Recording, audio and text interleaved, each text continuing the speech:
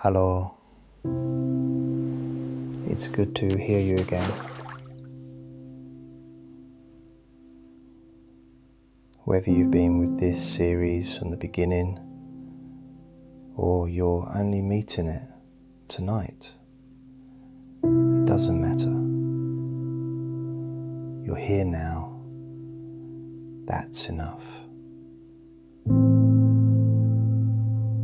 Find a position that feels settled.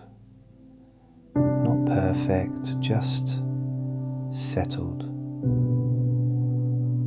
The way you'd sit beside someone you've known for a long time without needing to say anything.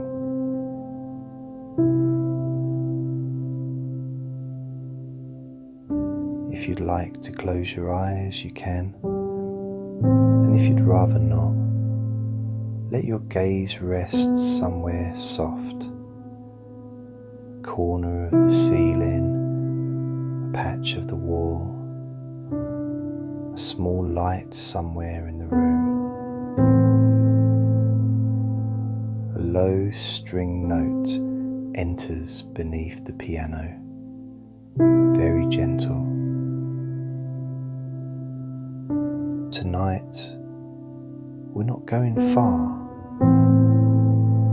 Tonight, we're coming back. Let's start with your breath. Like always, you don't need to change it. Just notice it. The air comes in and the air leaves. That's all it does. That's all it has to do. It's been doing this your whole life, while you were a child, while you grew up, while you fell in love, while you didn't, while you waited for things that came, while you waited for things that never did. Through everything, your breath has just gone on. Quiet, steady, asking nothing of you. Let's check in with your body. Forehead. Let it soften. If there's any thought still pressing against the inside of your skull, let it drift away from the bone. Your eyes. 6 nights you've let me speak into them. Tonight let them rest more deeply than usual. Let them sink back, all the way back, into the dark behind your eyelids.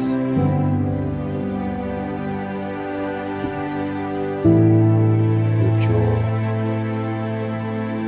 loose, teeth apart, tongue resting on the floor of your mouth.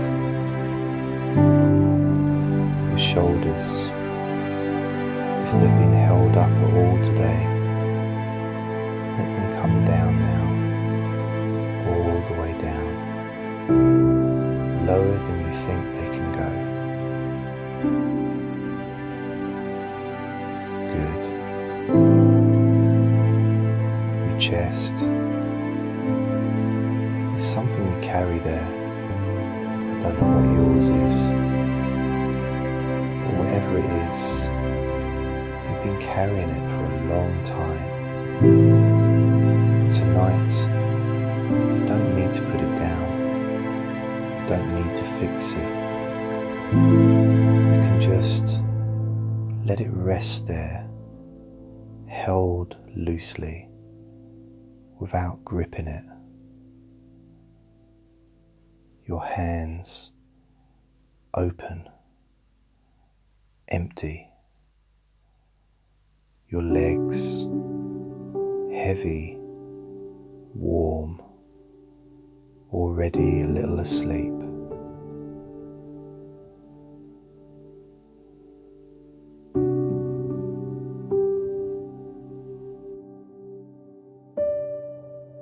I want to tell you the last part of the story now. If you've been with me through the others, through the land of memory, through the long night, through the gardens and the children waiting to be born, thank you for staying. If you're only joining tonight, that's all right too. You can hear this ending as a story complete in itself. It's small. It happens in a single morning.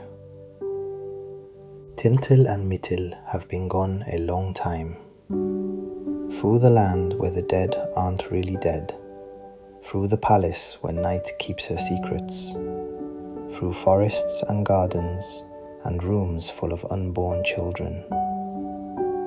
They've searched everywhere, and every bird they found, every one that looked blue in one kind of light, has turned grey when they brought it home, or escaped, or died in their hands. So they go to sleep, tired, a little defeated, holding nothing. And then they wake up in their own bed, in their own house. The fire is low, the window is grey. Outside the snow is the same snow. The room is the same room.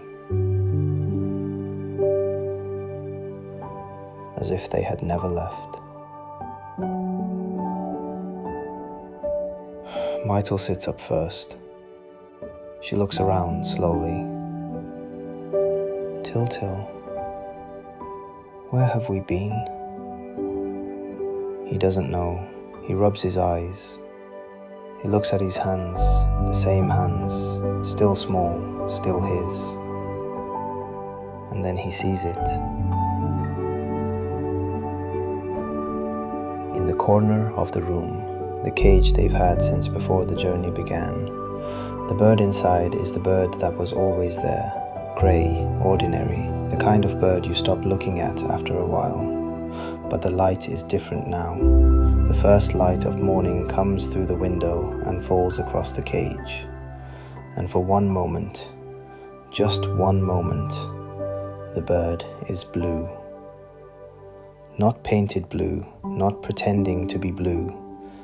Actually, impossibly blue. The blue they've been looking for across countries and palaces and dreams. It was here. It was always here. Tiltil walks over to the cage. His hands are shaking, just a little. He opens the door, and the bird flies out, past his fingers, past the window, out into the morning, gone. In Maeterlinck's play, Tiltil turns to the audience at the end. He looks straight out past the footlights, past the dark of the theatre, and he asks, "If you find her, will you give her back to us? We need her to be happy." That's how the play ends. A boy on a stage asking strangers in the dark to bring back something they almost touched. It's one of the strangest endings in literature, and one of the truest.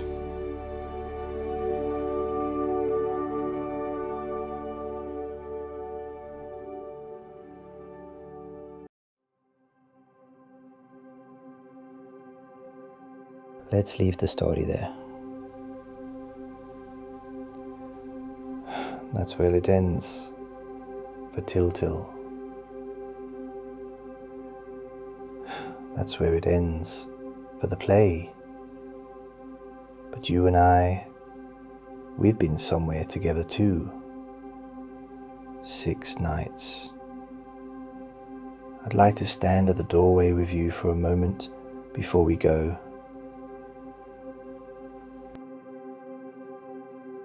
Do you remember the first night? A boy at a window on Christmas Eve. He didn't have what the neighbours had. He couldn't name what he was missing. But something inside him had begun to stir, and a door opened. Then there was a night we walked into a country full of people we used to know. People who weren't dead really, just kept somewhere, kept safe by the fact that we still thought of them. You held something in your chest that night. I held something too. Then a palace. A long hall where night kept the things we were afraid of. We opened a few doors. We learned that most of what waits behind them is gentler than we feared. Then a garden, a place where the small happinesses lived, the ones we usually walk past. A warm room, a familiar smell, a spoonful of something we made ourselves. The big happinesses were there too, but we didn't talk to them as much. It was the small ones I wanted you to meet. Then a place where the children who had not yet been born waited their turn. Some of them carried gifts, some of them carried sorrows. We saw for a moment that the people we will become are already in motion. And tonight, we came home. We found out the bird had been here all along. And then it flew away. That last part is the part most people don't like. If the bird was always there, why does the story end with us losing it? If happiness was in our own house, why can't we just hold it once we've finally seen it? I've thought about that for a long time. And I think Maeterlinck, old half Belgian, half mystic, writing this play in a quiet house in 1908, I think he knew something we sometimes forget. Strings warm by a single degree. The bluebird isn't a thing. It's not an object you can put in a cage. It's a moment of light falling across an ordinary morning that makes you see your ordinary life the way it actually is. Beautiful. Worth being inside of. Yours. And then the moment passes. That's not a failure. That's how moments work. You can't store one in a jar. You can't put it in a frame and hang it on the wall. You can only see it while it's happening and let it go when it leaves. If you've been with me through these 6 nights, I hope something has shifted. Not changed your life. Stories don't do that. But maybe you noticed the light on something this week. The way your tea was warm in your hands. The way someone you love laughed at something small. The way a room you've lived in for years suddenly looked, for 1 second, like a room you'd want to remember. If that happened, even once, then the bird was in the room with you. And then it flew on. That's all right. It comes back.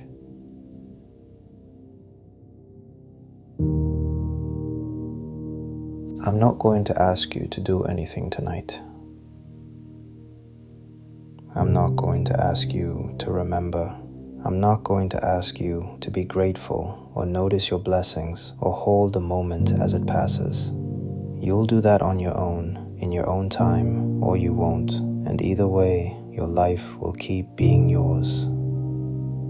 I just wanted to walk with you through these 6 nights, and now we're at the door. In the play, the curtain falls and the audience goes home. In your life, the night is still here. The lamp is low, the room is quiet. You don't have to go anywhere. You don't have to wake up changed. You don't have to remember any of this.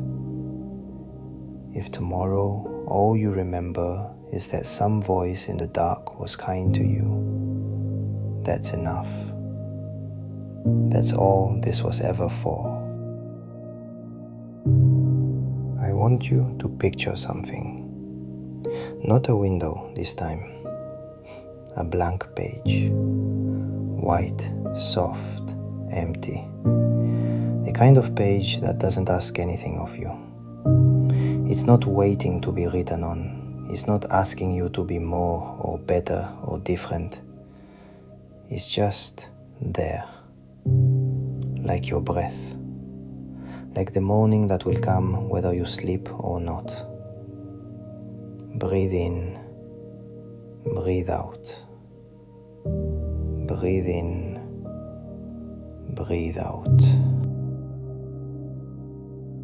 The bird flew out the window. The children grew up. The window is still there. The room is still warm. And somewhere, very near you, the light is already starting to change. You don't have to see it tonight. You can just sleep. Sleep and let the page stay blank. Sleep and let me close the door behind me. I'll leave it unlocked. Good night. And for these 6 nights, thank you for letting me speak into the dark. Sleep well.